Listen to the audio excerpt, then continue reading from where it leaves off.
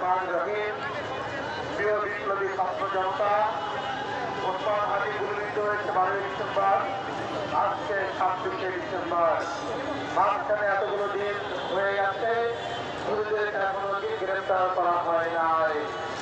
সরকারের অবস্থা দেখে মনে হচ্ছে হাদি খুনিদেরকে তাদের গ্রেফতার করবে এমন কোন আলামত তাদের আচার আচরণে দেখা যায় না।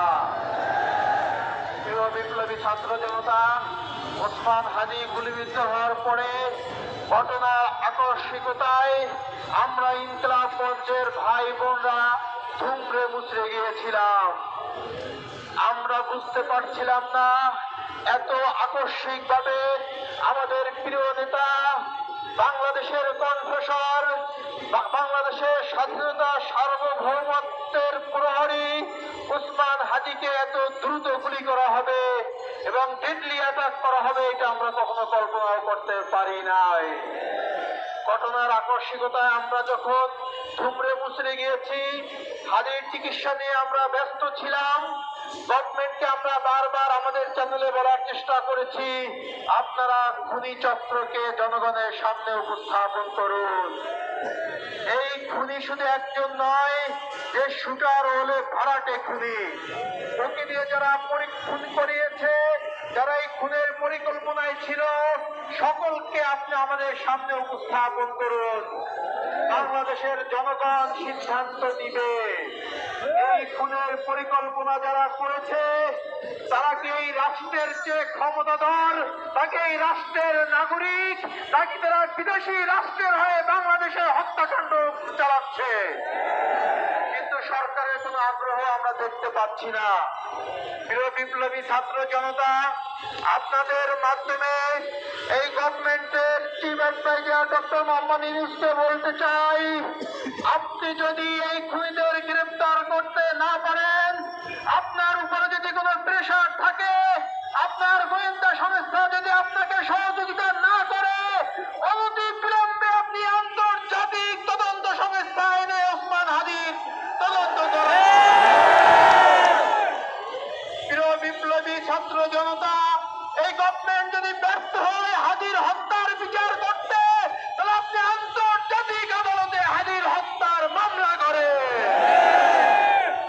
হাদির হত্যার ইস্যু শুধু বাংলাদেশের একার ইস্যু এখন আর নাই, কেননা হাদি গুলিবিদ্ধ হওয়ার 6 ঘন্টার মধ্যে খুনি কিভাবে পরাক্রম করে ইন্ডিয়া চলে গেছে, এই খবর আপনার কাছে যদি না থাকে, তাহলে বিদেশে যারা বাংলাদেশের অবস্থান করে তাদের কাছে কিভাবে গেল। আমরা বলতে চাই, এই হত্যাকাণ্ডের সাথে কোনো একক ব্যক্তি জড়িত না। এই হত্যাকাণ্ডকে ধামাচাপা দেওয়ার জন্য যারা পিছনে কাজ করেছে, অর্থ বিনিয়োগ করেছে, পরিকল্পনা করেছে, সহযোগিতা করেছে, সকলকে আন্তর্জাতিক আদালতে বিচারের মুখোমুখি করেন। বিপ্লবী ছাত্র জনতা, আমাদের ইনকিলাব মঞ্চের পক্ষ থেকে 25শে ডিসেম্বর পর্যন্ত আলটিমেটাম দেওয়া হয়েছিল, কিন্তু গভর্নমেন্ট ওরকম দেখার মতো কোনো পদক্ষেপ গ্রহণ করে নাই। ওসমান হাদি ছিল জনতার, ওসমান হাদি কোন গভর্নমেন্টের লোক ছিল না, ওসমান হাদি কোন দলীয় এজেন্ডা নিয়ে রাজপথে নামে নাই। ওসমান হাদির বিচারের দাবি বাংলাদেশের 18 কোটি জনতা রাজপথে নামবে। আমরা সরকারকে বলতে চাই, আপনারা যদি মনে করেন এই ইস্যু কয়েকদিন পরেই ধামাচাপা হয়ে যাবে, তাহলে আপনারা ভুল করবেন। আমরা আজকে থেকে রাজপথে নেমেছি, ওসমান হাদির বিচার না নিয়ে ঘরে ফিরে যাব না। আমরা কঠোর থেকে কঠোরতম কর্মসূচি গ্রহণ করব, সারা বাংলায় প্রকট দেব, প্রয়োজনে আমরা যমুনা ঘেরাও করব। যদি না হয় আমরা ক্যান্টনমেন্টে লং মার্চ ঘোষণা করব। যে এজেন্সি হাদির খুনিকে লুকিয়ে রেখেছে, যে এজেন্সি হাদির খুনিকে পালিয়ে যেতে সহযোগিতা করেছে, ওই খুনি যদি ক্যান্টনমেন্টেও থাকে, আমরা কাফন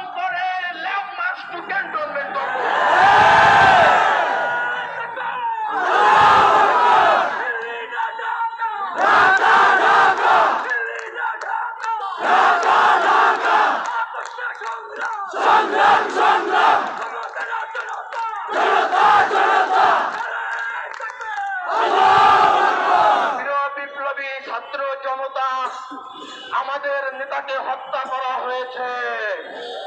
ওসমান হাদী নিঃসঙ্গ শিরপার মতো এই বাংলাদেশের স্বাধীনতা সার্বভৌমত্বের জন্য দিনের পর দিন রাতের পর রাত রাজপথে আন্দোলন করে গেছে।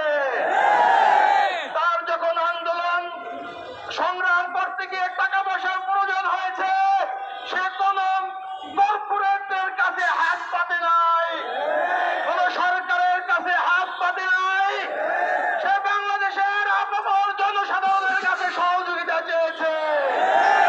সে জনগণের হয়ে জনগণের টাকায় জনগণের জন্য বাংলাদেশের পক্ষে আন্দোলন করেছে।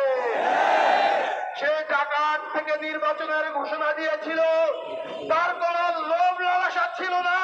সে এমপি হয়ে বাড়ি গাড়ি করবে এমন কোন ইচ্ছা তার ছিল না। আপনারা তার বক্তব্য দেখবেন, সে বলেছিল আমি যদি এমপি হই আরো 299 জন এমপির দুর্নীতির বিষয়ে আমি সংসদে কথা বলবো। বাংলাদেশের সংসদ হবে জনতার সংসদ। সে চেয়েছিল কোন মানুষের কণ্ঠ, গরিবের কণ্ঠ, কণ্ঠহীনের কণ্ঠ সংসদে সে উচ্চারণ করবে। যারা এক ওসমান হাদীকে ভয় পেয়েছেন, তাকে খুন করেছেন, আপনারা এখন লক্ষ লক্ষ হাদীকে কিভাবে মোকাবিলা করবে? রাষ্ট্রের পরিস্থিতি খারাপ হওয়ার আগেই বলে দিতে চাই, কোন গোয়েন্দা সংস্থার ক্ষমতা নাই এই 16 কোটি জনতাকে দাবিয়ে রাখবেন। আমাদেরকে বাধ্য করবেন না ক্যান্টনমেন্টের লং মার্চের ঘোষণা দিতে, আমাদেরকে বাধ্য করবেন না যমুনা ঘেরাও দিতে। মনে রাখবেন, ওসমান হাদীর উত্তরসূরিরা এই শাহবাগে শহীদ